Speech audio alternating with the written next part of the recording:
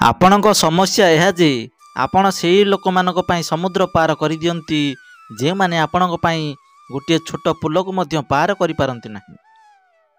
ଅପମାନ କରି ଶତ୍ରୁ ତିଆରି କରିବା ଠାରୁ ଏହା ଭଲ ଯେ କାହାକୁ ପ୍ରେମ କରି ମିତ୍ର ହୋଇଯାଅ। ଯେଉଁମାନେ ତୁମକୁ କହୁଛନ୍ତି ଯେ ମୋ ପାଖରେ ସମୟ ନାହିଁ, ବାସ୍ତବରେ ତାଙ୍କର ଖାସ ବନ୍ଧୁ ସମ୍ପର୍କର ଲିଷ୍ଟରେ ଆପଣଙ୍କର ନାମ ହିଁ ନାହିଁ। ପତ୍ର ନ ଝଡ଼ିଲେ କୌଣସି ଗଛରେ କେବେ ନୂଆ ପତ୍ର ଆସିନଥାଏ। ଠିକ୍ ସେହିପରି ସଂଘର୍ଷ ଓ କଠିନ ପରିସ୍ଥିତିର ସାମ୍ନା ନ କରି ଜୀବନରେ କେବେ ଭଲ ଦିନ ଆସିନଥାଏ। ଆପଣଙ୍କର ରାୟ ବହୁତ ଜରୁରୀ ଅଟେ, ନହେଲେ ଆପଣ ଯଦି ଚୁପ୍ ରହୁଛନ୍ତି ତେବେ ଲୋକମାନେ ସେମାନଙ୍କର ମନ ଇଚ୍ଛା କାମ କରିବେ। ମୂର୍ଖ ବ୍ୟକ୍ତି ତା'ର ନିଜର କ୍ଷତି ତ କରିଥାଏ, କିନ୍ତୁ ଯିଏ ତା'ର ସାହାଯ୍ୟ କରିଥାଏ ତା'ର ମଧ୍ୟ କ୍ଷତି କରିଥାଏ। କୁହାଯାଏ ଯେ ଧର୍ମ ପଇସା ଠାରୁ ମଧ୍ୟ ବଡ଼ ଅଟେ, କିନ୍ତୁ ମନ୍ଦିରରେ ଭଗବାନଙ୍କୁ ଜଲ୍ଦି ଦର୍ଶନ କରିବା ପାଇଁ ଅଧିକ ପଇସା ଦେବାକୁ ପଡ଼ିଥାଏ। ଏହା ଜରୁରୀ ନୁହେଁ ଯେ ସବୁ ଶିକ୍ଷା ବହିରୁ ହିଁ ମିଳିବ। କିଛି ଶିକ୍ଷା ସମ୍ପର୍କ ଆଉ ଜୀବନ ମଧ୍ୟ ଶିଖାଇ ଦେଇଥାନ୍ତି। ସ୍ୱାର୍ଥପର ଏହି ଦୁନିଆରେ ତୁମେ ଯଦି କାହାର ହୋଇ ରହିବାକୁ ଚାହୁଁଛ, ତେବେ ନିଜକୁ କଷ୍ଟ ଦେବା ପାଇଁ ପ୍ରସ୍ତୁତ ହୋଇଯାଅ। କୌଣସି ମନୁଷ୍ୟକୁ ଯଦି ତୁମେ ସୁଧାରିବାକୁ ଚାହୁଁଛ, ତେବେ ସେ ଆପଣଙ୍କ ଠାରୁ ଶତ୍ରୁ ହୋଇଯିବ। ତୁମକୁ ସର୍ବଦା ତା'ର କଥା, ତା'ର ସ୍ମୃତି ହିଁ କଷ୍ଟ ଦେଉଛି, ଯାହାକୁ ତୁମର ଥିବା କିମ୍ବା ନଥିବାରେ କୌଣସି ଫରକ ପଡ଼ୁନାହିଁ। ଜୀବନରେ କିଛି ଠିକ୍ ହେଉ କିମ୍ବା ନ ହେଉ, ସବୁବେଳେ ଏହା କୁହନ୍ତୁ ଯେ ସବୁ ଠିକ୍ ଅଛି ବୋଲି। ଏପରି କହିବାର ଅଭ୍ୟାସ ଦିନେ ଆପଣଙ୍କୁ ଆପଣଙ୍କର ଲକ୍ଷ୍ୟସ୍ଥଳରେ ପହଞ୍ଚାଇବ। ନିଜକୁ ଏତେ ଦୁର୍ବଳ ହେବାକୁ ଦିଅ ନାହିଁ ଯେ ତୁମକୁ କାହାର ଦୟାର ପାତ୍ର ହେବାକୁ ପଡ଼ିବ। ବାଜ୍ୟ ଲୋକଙ୍କର ସବୁଠାରୁ ବଡ଼ ପରିଚୟ ଏହା ଯେ ଆପଣ ତାଙ୍କୁ ଯେତେ ସମ୍ମାନ ଦେବେ, ଯେତେ ଇଜ୍ଜତ ଦେବେ, ସେ ଆପଣଙ୍କୁ ସେତେ ହଇରାଣ କରିବେ। ଡର ଆପଣଙ୍କୁ କେବେ ଆଗକୁ ବଢ଼ିବାକୁ ଦେବ ନାହିଁ। ସେଥିପାଇଁ ଏମାନଙ୍କୁ କେବେ ହେଲେ ଡରନ୍ତୁ ନାହିଁ। ସବୁଠାରୁ ପ୍ରଥମ ହେଲା ଗରିବ ହେବାରେ ଡର। ଗରିବ ହୋଇଥିବାରୁ କେବେ ହେଲେ ଡରନ୍ତୁ ନାହିଁ, ସବୁବେଳେ ଆଗକୁ ବଢ଼ନ୍ତୁ। ଦ୍ୱିତୀୟରେ ହେଲା ମୃତ୍ୟୁର ଡର। ଏହି କାମକୁ କରିବା ଦ୍ୱାରା ମୋର ମୃତ୍ୟୁ ହୋଇଯିବ ନାହିଁ ତ? ଏହି କାରଣରୁ ଆପଣ ସେହି କାମକୁ କେବେ ହେଲେ କରିପାରନ୍ତି ନାହିଁ। ତୃତୀୟରେ ହେଲା ଆଲୋଚନାର ଡର। ଯଦି ଏମିତି ନ ହୁଏ ତେବେ ଲୋକମାନେ ମୋତେ କ'ଣ କହିବେ? ଚତୁର୍ଥ ଡର ହେଉଛି ଖରାପ ସ୍ୱାସ୍ଥ୍ୟର ଡର। ଆରେ ମୁଁ ତ ରୋଗିଣା ଅଟେ, ଏସବୁ କାମ ମୁଁ କେମିତି କରିପାରିବି? ପ୍ରତ୍ୟେକ ବ୍ୟକ୍ତି ତା ଜୀବନରେ ସବୁ କିଛି କରିପାରିବ। ଏହାପରେ ହେଉଛି ବୁଢ଼ା ହେବାର ଡର। ମୋର ତ ବୟସ ହୋଇଗଲାଣି, ଏବେ ଏସବୁ ମୋ ଦ୍ୱାରା ଆଉ ହୋଇପାରିବ ନାହିଁ। ଯେକୌଣସି ବ୍ୟକ୍ତି ଯେକୌଣସି ବୟସରେ କିଛି ବି କରିପାରେ। ଆଉ ଶେଷ ଡର ହେଉଛି କାହାକୁ ହରାଇବାର ଡର। ଏହା ସବୁଠାରୁ ଗୁରୁତ୍ୱପୂର୍ଣ୍ଣ ଅଟେ। ଯଦି ସେ ମୋ ଜୀବନରେ ରହିବ ନାହିଁ, ତେବେ ମୋର କ'ଣ ହେବ? ସଂସାରରେ ପ୍ରତ୍ୟେକ ବସ୍ତୁ ଧୋକା ଖାଇଲା ପରେ ମିଳିଥାଏ। ଠିକ୍ ସେମିତି ସଫଳତା ପାଇବା ପାଇଁ ଆପଣଙ୍କୁ ବହୁତ ଧୋକା ଖାଇବାକୁ ପଡ଼ିବ। ବଡ଼ ଲୋକ ହେବା ବହୁତ ଭଲ କଥା ଅଟେ, କିନ୍ତୁ ଗୋଟିଏ ଭଲ ମଣିଷ ହେବା ଏହା ବହୁତ ବଡ଼ କଥା ଅଟେ। ବଦନାମରେ ଡର ତ ସେହି ବ୍ୟକ୍ତିକୁ ଲାଗିଥାଏ ଯାହାର ନାମ କମାଇବାର ସାହସ ନଥାଏ। ଯେଉଁଠାରେ ଆପଣଙ୍କୁ ସମ୍ମାନ ମିଳୁନାହିଁ, ସେ ସ୍ଥାନକୁ ଆପଣ କେବେ ହେଲେ ଯିବା ଉଚିତ ନୁହେଁ। ଆଉ ଯିଏ ଆପଣଙ୍କର ସମ୍ମାନ କରେ ତାକୁ କେବେ ଭୁଲିବା ଉଚିତ ନୁହେଁ। କାହାକୁ ଭରସା ଦେଇ ସେହି ଭରସା ଭାଙ୍ଗିବା ସବୁଠାରୁ ବଡ଼ ପାପ ହୋଇଥାଏ। ସବୁଠାରୁ ବଡ଼ ଦୁଃଖ ନିଜ ଲୋକଙ୍କର ପରଲୋକଙ୍କ ପରି ବ୍ୟବହାର ହିଁ ହୋଇଥାଏ। ଜରୁରୀ ସମୟରେ ସେମାନେ ବହୁତ କାମରେ ଆସିଥାନ୍ତି, ଯାହାର ଆମେ ଅନୁମାନ କରିନଥାଉ। ଯେଉଁଠାରେ ବର୍ଷା ହୋଇନଥାଏ ସେଠାରେ ଫସଲ ଖରାପ ହୋଇଯାଇଥାଏ, ଆଉ ଯେଉଁଠାରେ ସଂସ୍କାର ନଥାଏ ସେଠାରେ ପୁରା ଚରିତ୍ର ହିଁ ଖରାପ ହୋଇଯାଏ। ଧ୍ୟାନ ରଖନ୍ତୁ, ଆପଣଙ୍କ କଥାଠାରୁ ଅଧିକ ଆପଣଙ୍କର କାମ ହିଁ କହିଥାଏ। ଜୀବନ କେବଳ ଗୋଟିଏ ଅଟେ, ତେଣୁ ଏହା ଆପଣଙ୍କର ଇଚ୍ଛା ଯେ ଆପଣ ଏହାକୁ ହସି ହସି ବଞ୍ଚିବେ ନା କାନ୍ଦି କାନ୍ଦି ବଞ୍ଚିବେ। ଯେଉଁଠାରେ ଆଦର ନ ମିଳୁଛି ସେଠାକୁ କେବେ ହେଲେ ଯାଅ ନାହିଁ, ଆଉ ଯେଉଁଠାରେ ଆଦର ମିଳୁଛି ସେଠାରେ କାହାର ଅନାଦର କରନ୍ତୁ ନାହିଁ। ଛୋଟ ଭାବନା ରଖୁଥିବା ବ୍ୟକ୍ତି କେବେ ଆଗକୁ ବଢ଼ିପାରେ ନାହିଁ, ଆଉ ତା ସାଥିରେ ଥିବା ବ୍ୟକ୍ତିକୁ ମଧ୍ୟ ଆଗକୁ ବଢ଼ିବାକୁ ଦିଏ ନାହିଁ। ନିଜ ମନକୁ ଏମିତି ଭାବରେ ପ୍ରସ୍ତୁତ କରନ୍ତୁ ଯେମିତି ଆପଣଙ୍କର ସମସ୍ତ କଥାକୁ ନିଜ ଦେହକୁ ନେବା ବନ୍ଦ କରିଦେବେ। ଖରାପ ଅଭ୍ୟାସ ଯଦି ଉଚିତ ସମୟରେ ନ ବଦଳାଯାଏ, ତେବେ ଏହି ଅଭ୍ୟାସ ଆପଣଙ୍କର ସମୟକୁ ହିଁ ବଦଳାଇ ଦେବ। ଏକୁଟିଆ ରହିବା ତୁମକୁ ଏହା ମଧ୍ୟ ଶିଖାଇଥାଏ ଯେ ବାସ୍ତବରେ ତୁମ ପାଖରେ ତୁମ ବ୍ୟତୀତ ଆଉ କିଛି ବି ନାହିଁ। ତାକୁ ଛାଡ଼ିଦେବା ହିଁ ଉଚିତ ଅଟେ ଯାହାକୁ ତୁମର ମୂଲ୍ୟ ବିଷୟରେ ଜଣା ନାହିଁ। केबे काहाकू खास भावंतु नहीं, कहीं सबु दुख कष्टर आरंभ यहीठारु ही होइथाए। अहंकारपूर्ण कथा कही कहार हृदय को दुख दियंतु नहीं, कहीं समय गर्व अहंकार सब भांगी देइथाए। अन्यर जीवन में निज स्थान खोजा बंद कर दियंतु। विश्वास करंतु आपण सर्वदा खुशी रहिबे। मु बहुत पाखरु देखिछि मोर संपर्कीय को, सेमाने किछि मुहूर्त रे ही पर कर दियंती। जदि आपण चाहुछंती जे लोक माने आपण को भलो कुहंतु, तेबे आपणकर नाम भी भलो रखंतु, काहेकि ना एहा व्यतीत जीवन रे आउ किछि रास्ता नहीं। बेले बेले सफल लोकंक पाखरे बसिया मध्य जरूरी अटे, काहेकि ना तांक पाखरे अहंकार न थाए, बरम थाए अनुभव। मु समय को बहुत पाखरु देखिछि, से केते काहाकू बदलाई देइ थाए।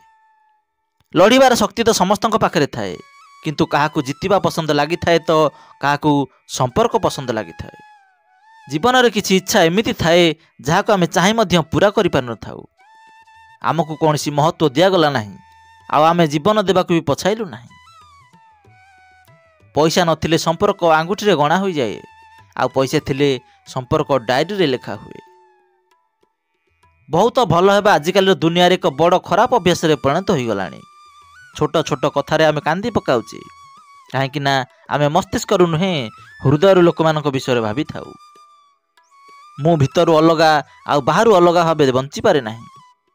सेतिपाई बेले बेले मते एकुटिया नजर आसी थाए। जेते देखै हेबे ताठार अधिक रहिबा निहाती जरूरी अटे। तुमे जेते जानिच ताठारु कम तुमको कहिबा उचित। जेते बेले निद आसे नहीं, सेते बेले एहा जना पड़ी थाए जे एही धन दौलत ठारू शांति ही अधिक मूल्यवान अटे। कौनसी मनुष्य को किंबा कौनसी संपर्क को जदि परीक्षा करने को चाहती, तेबे ताकू केवल एतिकी कहिदियो जे मु बहुत असुविधार अछि। भूल बुझिसंती लोक माने जे रावण तार गर्व पाई मला, किंतु प्रकृत सत्य तो यह जे से निज लोक मानक मध्यरे भरोसा करी ही मरीगला।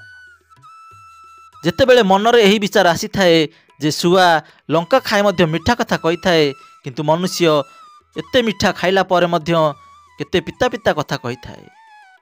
सच्चा लोक माने कहा हृदय रे एते रही पारंती नहीं जेते स्वार्थपर आ मिछुआ लोक माने रही पारंती। जाकू भगवान आज पर्यंत संभाली नेले ताकू काली मध्य संभाली नेबे। विषय मध्य एते विषय रहू नहीं जेते मनुष्य ता भितरे रखी थाए। डेरी हो पछे किंतु किछि करिकी निश्चय देखाओ, काहेकि ना समय बदला सहित लोक माने आ तुमर भलमंद पचारिबे नहीं, केवल पचारिबे तुमर औकात। एही छोट जीवन रे गोटिए बड़ शिक्षा मिलिछि जे संपर्क समस्तंक सहित रख, किंतु भरोसा कहा ऊपर कर नाही। राजांक परि बंचिबाकू हेले गुलाम होई परिश्रम करिबाकू पड़िथाए। कहा कोଳରେ शोइबार अभ्यास रखंतु नाही, काहेकि ना से जेतेबेले उठी पड़िबो सेतेबेले रेशमर तकिया मध्य निद आसीबो नाही। अन्य को काबू करिबा कोनसी बहादुरी नुहे, किंतु निज को काबू करिबा ही प्रकृत रे बहादुरी होइथाए। आपणक भितर केवल टैलेंट थिले हेबो नाही, सफलता पाया पई टैलेंट रो उपयोग करिबा निहाती आवश्यक अटे। हजि जाइथिबा वस्तु को मने पकांतु नाही, आ जहा मिलिछि ताकू बर्बाद कर नाही।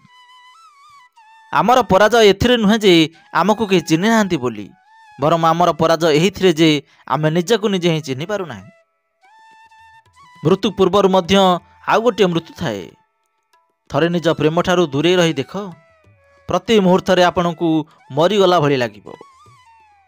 कहा भरोसा रे एते अंध होई जा नाही जे आपनक पाखरे थिबा व्यक्तिर प्रकृत रंग देखा जिवो नाही। भल लोकंकर परीक्षा केबे नियंतु नाही, काहेकि ना सेमाने पानी भलिया होइथांती। जेतेबेले आपण तांको ऊपर प्रहार करंती सेतेबेले से भांगी पड़ंती नाही, बरम चुपचाप आपणक जीवनरू दूरे जाइथांती।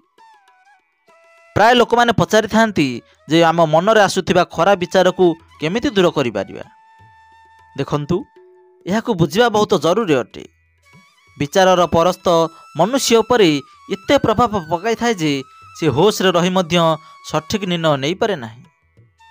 आ दुखर कथा हैला जे मनर खराब विचार काहेकि आसुची ए कथा आमे केबे जानि पारु नाही। लोक माने कहंती जे पैसा द्वारा सब किछि किणी हुए, किंतु मु कहूची जे केही पैसा द्वारा भांगी जाइथिबा विश्वास को थरे किणिकी देखाओ। गोटे अजब कथा, ଅନ୍ୟକୁ ସାହାଯ୍ୟ କରିବା ପାଇଁ କାହା ପାଖରେ ସମୟ ନାହିଁ, କିନ୍ତୁ ଅନ୍ୟମାନଙ୍କ କାମରେ ବାଧା ପହଞ୍ଚାଇବା ପାଇଁ ସମସ୍ତଙ୍କ ପାଖରେ ସମୟ ଅଛି। ଯଦି ଆଇନାରେ ଲୋକମାନଙ୍କର ପ୍ରତିଛବି ବଦଳରେ ସେମାନଙ୍କ ଚରିତ୍ର ଦେଖାଯାଆନ୍ତା, ତେବେ ସେମାନେ ଆଇନା ଦେଖିବା ଛାଡ଼ି ଦିଅନ୍ତେ।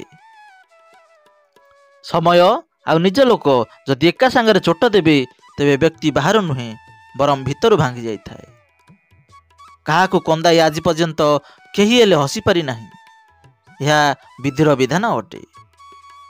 ଯଦି ସମୟ ବିତି ଯାଉଛି କିନ୍ତୁ ଆପଣଙ୍କୁ ଜଣାପଡ଼ୁନାହିଁ, ତେବେ ଏହାର ଅର୍ଥ ଆପଣଙ୍କର ବହୁତ ଭଲ ସମୟ ଚାଲିଛି। ଯେଉଁଠାରେ ସମସ୍ତଙ୍କର ସାହସ ଶେଷ ହୋଇଯାଏ, ସେଠାରେ ଇତିହାସ ଲେଖୁଥିବା ବ୍ୟକ୍ତିର ସମୟ ଆରମ୍ଭ ହୋଇଥାଏ। ଯଦି କିଛି ବଦଳାଇବାର ଅଛି, ତେବେ ଆପଣଙ୍କର ସ୍ୱଭାବକୁ ବଦଳାନ୍ତୁ। ଲୋକ ବଦଳାଇବା ଦ୍ୱାରା କିଛି ବି ବଦଳି ନଥାଏ। ସେମାନଙ୍କ ଭଲ ସମୟ ନିଶ୍ଚୟ ଆସିଥାଏ, ଯିଏ କେବେ ହେଲେ ଅନ୍ୟର ଖରାପ ଚାହିଁନଥାନ୍ତି। ଯେତେବେଳେ ଜୀବନ ବାଜିରେ ଲାଗିଥାଏ, ସେତେବେଳେ ଜୀବନର ଗତି ମଧ୍ୟ ଦୁଇଗୁଣ ହୋଇଯାଏ। ଅହଙ୍କାରରେ ଅନ୍ଧ ହୋଇଯାଇଥିବା ମନୁଷ୍ୟକୁ ନା ତାର ଭୁଲ ଦେଖାଯାଏ, ନା ଅନ୍ୟମାନଙ୍କର ଭଲ କର୍ମ ଦେଖାଯାଇଥାଏ। ବିନା ଲୁହରେ ତ ପିଆଜ ମଧ୍ୟ କଟି ନଥାଏ। ଆଉ ଇଏ ତ ଜୀବନ ଅଟେ ବନ୍ଧୁ, ଏତେ ସହଜରେ କେମିତି କଟିଯିବ? ସୁନ୍ଦରତା ହୃଦୟ ଆଉ ଆତ୍ମାରୁ ହେବା ଉଚିତ, କିନ୍ତୁ ଲୋକମାନେ ସୁନ୍ଦରତାକୁ ବିନା କାରଣରେ ଶରୀର ଆଉ କପଡ଼ାରେ ଖୋଜିଥାନ୍ତି। ମନୁଷ୍ୟ କ'ଣ ଅଟେ ଏହା ଗୁରୁତ୍ୱପୂର୍ଣ୍ଣ ନୁହେଁ, ମନୁଷ୍ୟ ଭିତରେ କ'ଣ ଅଛି ଏହା ଅଧିକ ମହତ୍ତ୍ୱପୂର୍ଣ୍ଣ ଅଟେ।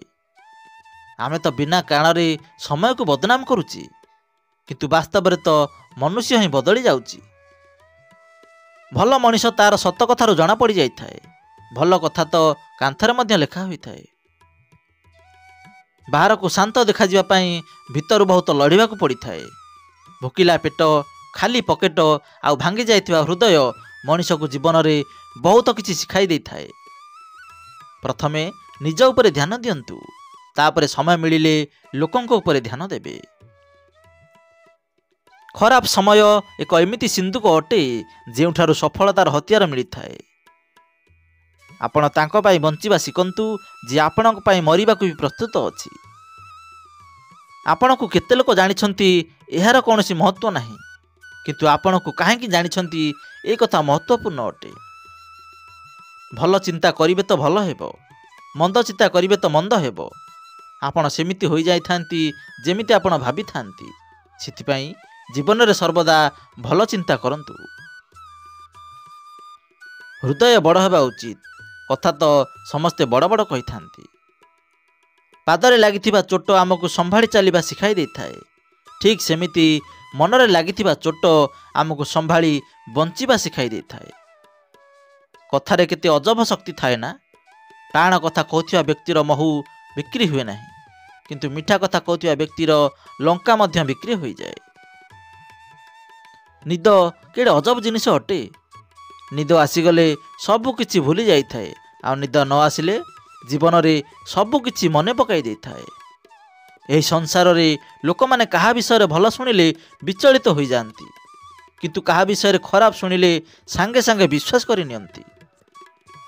ପଇସା ଏକ ଏମିତି ଜିନିଷ ଯେ ମନୁଷ୍ୟକୁ ବହୁତ ଉପରକୁ ନେଇଯାଇଥାଏ, କିନ୍ତୁ ମନୁଷ୍ୟ ଯେତେ ଚାହିଁଲେ ବି ପଇସାକୁ ଉପରକୁ ନେଇ ଯାଇପାରେ ନାହିଁ। ସବୁବେଳେ ମନେ ରଖନ୍ତୁ, ପାହାଡ଼ ଚଢ଼ୁଥିବା ବ୍ୟକ୍ତି ସର୍ବଦା ନଇଁ କରି ଚାଲିଥାଏ, ଆଉ ପାହାଡ଼ରୁ ଓହ୍ଲାଉଥିବା ବ୍ୟକ୍ତି ସର୍ବଦା ଜୋରରେ ଚାଲିଥାଏ। ଏହାର ଅର୍ଥ ଏହା ଯେ ଯଦି କୌଣସି ବ୍ୟକ୍ତି ନଇଁ କରି ଚାଲୁଛି, ତେବେ ଏହା ବୁଝିଯାଆନ୍ତୁ ଯେ ସିଏ ଉପରକୁ ଉପରକୁ ଉଠୁଛି ଆଉ ସଫଳତା ଆଡ଼କୁ ବଢ଼ୁଛି। କିନ୍ତୁ କୌଣସି ବ୍ୟକ୍ତି ଯଦି ଜୋରରେ ରଗଡ଼ି ରଗଡ଼ି ଚାଲୁଥାଏ, ତେବେ ସେ ଅସଫଳତା ଏବଂ ତଳକୁ ତଳକୁ ଯାଉଛି ବୋଲି ବୁଝିନେବେ। ମନେ ରଖନ୍ତୁ, ଅଭିମାନ ଦ୍ୱାରା ଭଗବାନ ମଧ୍ୟ ଶୈତାନ ହୋଇଯାଆନ୍ତି, ଆଉ ନମ୍ରତା ଦ୍ୱାରା ଶୈତାନ ବି ଭଗବାନରେ ପରିଣତ ହୋଇଯାଇଥାନ୍ତି। ଲୋକମାନେ କୁହନ୍ତି ଯାହା ଭାଗ୍ୟରେ ଯାହା ଥିବ ତାହା ନିଶ୍ଚୟ ହେବ, କିନ୍ତୁ ଶ୍ରୀକୃଷ୍ଣ କହୁଛନ୍ତି ମନୁଷ୍ୟକୁ କେବେ ନିଜ ଭାଗ୍ୟ ଉପରେ ସବୁକିଛି ଛାଡ଼ିଦେବା ଉଚିତ ନୁହେଁ, ବରଂ ନିଜର ପରିଶ୍ରମ ଉପରେ ଭରସା ରଖିବା ଉଚିତ। କାହିଁକି ନା ଭାଗ୍ୟ ଉପରେ ଭରସା କରି ଚାଲୁଥିବା ବ୍ୟକ୍ତି ସବୁବେଳେ ବର୍ବାଦ ହୋଇଥାନ୍ତି। ମନୁଷ୍ୟକୁ କାମ କରିବା ପାଇଁ ସର୍ବଦା ବ୍ୟବସ୍ଥିତ ରହିବା ଉଚିତ, କାହିଁକି ନା ବିନା ବ୍ୟବସ୍ଥାରେ କାମ କରୁଥିବା ବ୍ୟକ୍ତି କେବେ ସଫଳତା ପାଇପାରିନଥାଏ, ନା ତାଙ୍କୁ କୌଣସି ସୁଖ ପ୍ରାପ୍ତି ହୋଇଥାଏ। ବିନା କାରଣରେ ଧନ ଖର୍ଚ୍ଚ କରିବା ଉଚିତ ନୁହେଁ। ଧନକୁ ସର୍ବଦା ସଂଗ୍ରହ କରି ରଖିବା ଉଚିତ। ଯାହାଦ୍ୱାରା ଭବିଷ୍ୟତରେ କୌଣସି ଅସୁବିଧା ହେଲେ ତାକୁ ଆମେ ସହଜରେ ସାମ୍ନା କରିପାରିବା। କୌଣସି ଜିନିଷର ଅତି ହେଲେ ବହୁତ ଖରାପ ହୋଇଯାଏ, ସେ ସୁନ୍ଦରତା ହେଉ କିମ୍ବା ପଇସା। ସେଥିପାଇଁ ମନୁଷ୍ୟକୁ ସୁନ୍ଦରତା ଏବଂ ଧନ ଉପରେ କେବେ ହେଲେ ଗର୍ବ କରିବା ଉଚିତ ନୁହେଁ। ମନେ ରଖନ୍ତୁ, ସୁନାରେ ସ୍ୱର୍ଣ୍ଣୀୟ ଆଭା ସେତେବେଳେ ଆସିଥାଏ ଯେତେବେଳେ ସେ ନିଆଁରେ ଜଳିଥାଏ ଆଉ ହାତୁଡ଼ିର ମାଡ଼ ଖାଇଥାଏ। କୋଇଲା ସେତେବେଳେ ହୀରାରେ ପରିଣତ ହୋଇଥାଏ ଯେତେବେଳେ ସେ କିଛି ତାପ ଆଉ ଉଚ୍ଚ ତାପ ମଧ୍ୟରେ ଗତି କରିଥାଏ। ଠିକ୍ ସେମିତି ଯଦି ଆମେ ଜୀବନରେ କୌଣସି ସଂଘର୍ଷ ନଥିବ, କୌଣସି ବାଧକ ନଥିବ, ତେବେ ଆମ ଜୀବନ ମଧ୍ୟ କେବଳ ଗୋଟିଏ କୋଇଲା ହୋଇ ରହିଯିବ, କେବେ ହେଲେ ହୀରା ହୋଇପାରିବ ନାହିଁ। ଯଦି ଜୀବନରେ କଠିନ ପରିସ୍ଥିତି, ଦୁଃଖ କଷ୍ଟ ଆସିଥାଏ, ତେବେ କେବେ ଅଧୈର୍ଯ୍ୟ ହୁଅନ୍ତୁ ନାହିଁ, ବରଂ ଏହାର ସାମ୍ନା କରନ୍ତୁ। ବିଶ୍ୱାସ କରନ୍ତୁ, ଆପଣ ଆହୁରି ମଜବୁତ ହୋଇଯିବେ।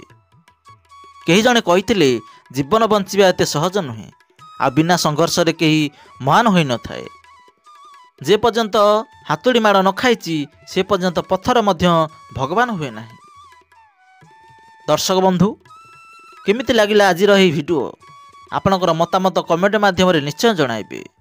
ଭିଡ଼ିଓ ଭଲ ଲାଗିଥିଲେ ଲାଇକ୍ କରିବେ ଏବଂ ଚିନ୍ତନ ଟିଭିକୁ ପ୍ରଥମ ଥର ଦେଖୁଥିଲେ ସବସ୍କ୍ରାଇବ୍ କରିବାକୁ ଜମାରୁ ଭୁଲିବେନି। ପୁଣି ଦେଖାହେବ ଆଉ ଏକ ସୁନ୍ଦର ଜ୍ଞାନବର୍ତ୍ତକ ଭିଡ଼ିଓ ମାଧ୍ୟମରେ। ସେ ପର୍ଯ୍ୟନ୍ତ ଦେଖୁଥାନ୍ତୁ ଚିନ୍ତନ ଟିଭି। ଧନ୍ୟବାଦ।